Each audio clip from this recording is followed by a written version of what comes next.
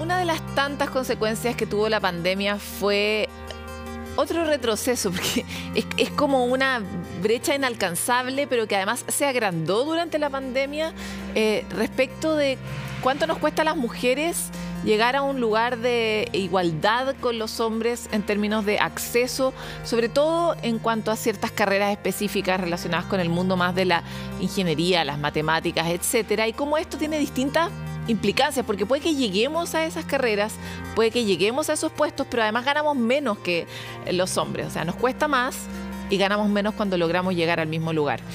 Para hablar sobre cómo uno podría tal vez hackear que es uno de los grandes problemas del futuro, cómo hacemos que las mujeres lleguen al lugar donde tienen que estar más rápido y perder menos tiempo y perder menos inteligencia en este proceso que ha tardado literalmente siglos, es que hoy día estamos con Josefa Aguirre, doctora en Economía y Educación Académica del Instituto de Economía de la Pontificia Universidad Católica y flamante expositora del próximo a estrenar Congreso Futuro. Muchas gracias por estar aquí, Josefa.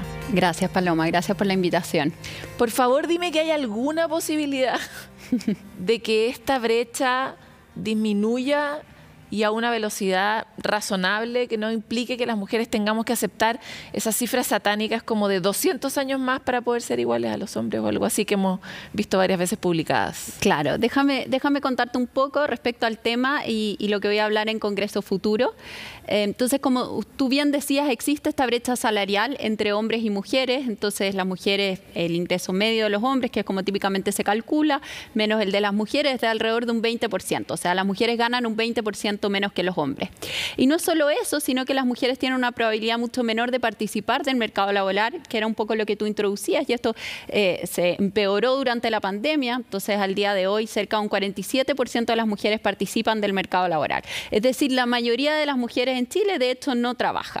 Entonces, esto tiene una serie de implicancias en términos de desigualdad, pero también de capital humano, que es algo que tú mencionaste en un comienzo. Es decir, ¿cuánto talento estamos perdiendo por no tener a estas mujeres, no tenerlas en el mercado laboral y también no tenerlas en ciertos sectores específicos? Por ejemplo, la representación femenina es muy baja en sectores como tecnología e ingeniería.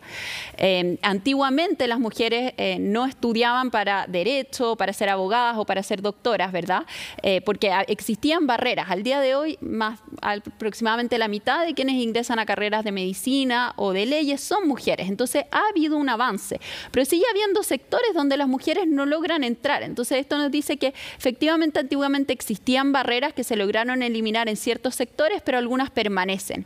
Y hay estudios que sugieren que parte importante del crecimiento del último tiempo, de hecho, se podría explicar por el hecho de que las mujeres entraron a ciertos sectores, como derecho, medicina. Entonces, ¿cuánto estamos perdiendo por no tener a estas mujeres en tecnología? En términos económicos. En términos económicos, digamos, de PIB se podría calcular, y de hecho hay estudios que lo hacen. ¿Cuánto de PIB estamos perdiendo por no tener a mujeres ahí? Entonces, para tratar de entender, bueno, cómo avanzamos, que fue la pregunta que tú me hiciste, es importante tratar de tener un diagnóstico. Entonces, realmente, ¿de dónde surge esta brecha salarial y qué podemos hacer para tratar que esta disminuya? Entonces, acá yo creo que los economistas hemos hecho un aporte importante, la disciplina, en tratar de entender qué factores son determinantes para explicar esta brecha salarial. Y algunos de los factores más relevantes tienen que ver, uno, con educación, principalmente área de estudio y ocupación, y la maternidad y el tema de la flexibilidad. Entonces, perdona, entremos un poco en el tema de educación, porque recuerdo la encuesta que hizo CONICYT, por ejemplo, que muestra cómo desde la primera experiencia escolar, a los 6 años, uno ve cómo se empieza a abrir este árbol que hasta ese momento era igual, ¿no? Hasta los 6 años, hombres y mujeres parecemos tener el mismo acceso a un universo de conocimientos, por ejemplo, relacionados con ciencia, matemática, etcétera, pero a los 6 uno ya empieza a ver que se empieza a abrir, ¿no? Exacto. Entonces, ese es justamente el punto. De hecho, si uno mira los datos, por ejemplo, parte importante de esta brecha se explica porque las mujeres están subrepresentadas en áreas como tecnología e ingeniería. Entonces, un 25% de quienes se matriculan en esta área al día de hoy, quizá ha mejorado un poquito en los últimos años, son mujeres. Y las mujeres están concentradas en áreas como educación, y nosotros sabemos que tecnología e ingeniería es un área que paga muy bien. Entonces uno hace la matemática y dice, parte de esta brecha se explica porque las mujeres no están yendo a este sector que paga bien. ¿Por qué no van a ese sector? Y ahí vamos al tema que mencionas tú.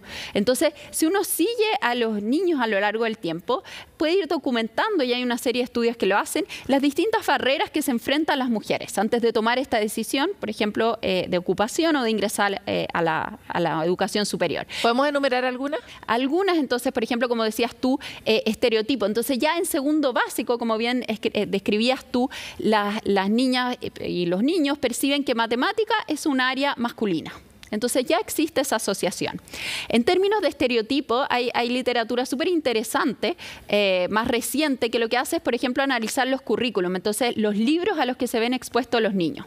Entonces esto es algo que se ha hecho en el pasado, pero hoy día con los avances en inteligencia artificial lo podemos hacer de manera sistemática. O sea, hay un estudio que, por ejemplo, analiza todos los textos en Estados Unidos y puede analizar quién es el personaje principal, etcétera, y se ve un poco lo que uno esperaría, ¿verdad? El personaje principal por lo general es hombre, blanco. Si hay algún profesional es hombre blanco y las mujeres están típicamente en la casa. Entonces tenemos en el fondo estos estereotipos, tenemos expectativas distintas de los mismos padres, muchas veces tienen expectativas distintas para sus hijos hombres y mujeres. Los profesores, no todos, pero hay algunos que tienen este sesgo, que es un sesgo que tal vez existe, un sesgo cultural. Entonces le dedican más atención a los alumnos hombres, y acá también la tecnología ha permitido hacer un avance de al menos documentar estas diferencias. Entonces, cuando hacemos que una máquina, por así decirlo, evalúe la prueba, obtenemos resultados distintos muchas veces que la evaluación del profesor. Oye, esto que planteabas de los libros, porque para llevarlo a términos súper concretos, es que uno plantea un problema y es...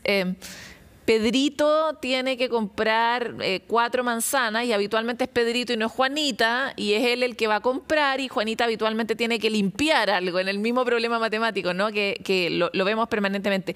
Y he conocido experimentos aquí en Chile, de la misma Universidad de Chile, que por ejemplo redactan nuevos textos que buscan no tener esos sesgos. ¿Cómo has visto tú que en el mundo, habiendo constatado que esta es una realidad transversal y cultural, al menos en Occidente, muy clara y muy descrita, se está haciendo esfuerzo de reescribir esa manera de educar, ¿no? Efectivamente, y ahí hay toda una discusión de al final, bueno, uno tiene que seguir leyendo los clásicos, por así decirlo, que tienen cierto sesgo, o ir haciendo cambios. Yo creo que eso es un aporte. Ahora, es un tema tan amplio que en el fondo uno va a... Se parece muy chiquitita, ¿no? Es difícil, pero yo creo que hay esperanza de que estas cosas pueden ir generando cambios. Pero como te decía, es un engranaje, por así decirlo, porque tenemos todas estas mujeres que en el fondo tenemos estos sesgos educativos de los que tenemos que hacernos cargo en el proceso educativo, pero también tenemos sesgos en el mercado laboral.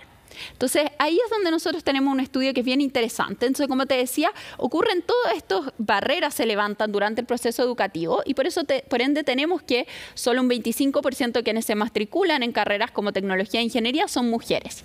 Pero en este estudio nosotros nos hicimos una pregunta adicional, que es decir, bueno, ¿qué pasa con esas mujeres que efectivamente estudian tecnología e ingeniería? Entonces, uno pensaría que ese es el camino que tenemos que seguir, y probablemente ese es el camino, empujar más mujeres a esta disciplina. Hay universidades que ponen de hecho cuotas que permiten la entrada de más mujeres a estas áreas. Pero lo que hicimos nosotros fue analizar qué ocurría en el mercado laboral con esas mujeres, ¿ya? Entonces, idealmente uno quisiera tener un experimento. Yo no puedo llegar y comparar a una mujer que estudió ingeniería con una que estudió otra cosa, porque son fundamentalmente distintas, tienen otras motivaciones, intereses, otro puntaje, etcétera. A mí me gustaría tener un experimento donde yo tomo un grupo de mujeres y aleatoriamente digo, mira, a la mitad la voy a mandar a estudiar tecnología e ingeniería, voy a ver cómo les va la vida, qué implicancias tiene esto para ellas, es verdad que aumentan sus salarios, qué pasa con sus decisiones de fertilidad, etcétera. Como ese experimento no lo podemos hacer en la práctica, obviamente, lo que hicimos fue utilizar el sistema de admisión centralizado en Chile. Entonces nosotros comparamos a mujeres que postularon a tecnología e ingeniería, pero que sacaron un par de puntos más o menos, y algunas lograron entrar y otras no. Una suerte de experimento natural. Y analizamos sus trayectorias de vida. Y lo que vemos es que mientras estudiar estas carreras aumenta significativamente el ingreso de los hombres, o sea, para los hombres hace una gran diferencia, no es así para las mujeres. O sea, incluso las que llegan a estudiar tecnología e ingeniería muchas veces no obtienen un retorno positivo, no tienen salarios más altos, no se están yendo a industrias como la minería o construcción, que son las que emplean fuertemente a ingenieros, gente que está en tecnología. Con todo lo que cuesta que lleguen, al llegar tampoco tienen tienen el salto de oportunidades que sí tienen los hombres. Exactamente, no se emplean en los sectores, como te decía, minería, construcción, que son sectores que son muy rentables, pero son también sectores muy masculinos, son sectores muchas veces que implican trabajos poco flexibles, y ahí vamos al tema de la maternidad. Entonces, ¿cómo esto se mezcla con el tema de la maternidad? Entonces, uno de los grandes factores que explican esta brecha salarial es que, de hecho, y acá el ejercicio que hacen los economistas para tratar de cuantificar se le llama el costo de tener hijos, el child penalty, que es un poco duro el término, pero es el costo laboral. La penalidad por tener hijos. Claro, es duro, pero en el fondo lo que se hace es ver cuál es el costo en términos laborales de tener un hijo. Entonces, ¿cuál es el ejercicio que se hace? Se sigue, por ejemplo, a hombres o mujeres justo antes y justo después de tener un hijo. ¿Qué pasa con sus ingresos, con su probabilidad de trabajar, etcétera? Una vez que uno controla por shocks económicos, experiencia, etcétera. Y lo que ocurre es que la trayectoria de los hombres es básicamente plana. ¿Ya? O sea, los hombres, tener un hijo no les afecta en nada. Para las mujeres cae significativamente su ingreso, ¿ya? Y cae porque hay mujeres que dejan de trabajar, se cambian a empleos, trabajan menos horas, o se cambian a empresas que sean más amigables con la familia. Pero que eso necesariamente les significa un costo. Claro. Y este como costo de la maternidad, de hecho, podría ser particularmente alto en ciertas ocupaciones. Entonces, en ese trabajo nosotros mostramos que, de hecho, es particularmente alto en tecnología e ingeniería. Entonces, el costo de tener hijos, la flexibilidad se paga muy cara en ciertas ocupaciones. Entonces, ¿cómo cambiamos eso? ¿Ya? Y ahí a la pregunta, bueno, ¿cómo disminuimos estas brechas? ¿Cómo generamos? Yo creo que aquí hay distintos cursos de acción. Uno puede pensar en cómo hacemos un mercado laboral que sea más flexible, ¿verdad? Entonces, toda vez que aumenta la flexibilidad, aumenta la llegada de mujeres, y eso ayuda a reducir las brechas salariales. Ahora, también está la pregunta, bueno, ¿por qué las mujeres valoramos la flexibilidad? Que nacimos con ganas de ser flexibles. No, tiene que ver con temas culturales, ¿verdad? Entonces, ahí está toda la literatura que nos muestra, bueno, y no literatura, datos y la experiencia de vida de que a las mujeres les cae muy fuerte el tema del cuidado, ¿verdad? Entonces, casi siempre, en las encuestas, cuando uno pregunta quién es el cuidador principal, 90 y tanto % de veces la madre, y existen sesgos culturales, no sé, 40% de la gente en Chile, por ejemplo, opina que los hijos sufren si la madre trabaja, etcétera. Entonces, uno quisiera de alguna forma ir cambiando en ambos sentidos. Uno quiere generar ambientes más flexibles, quiere generar ambientes más amigables, pero también que a medida que esas mujeres se vayan sumando al mercado laboral, eso puede ir generando cambios culturales.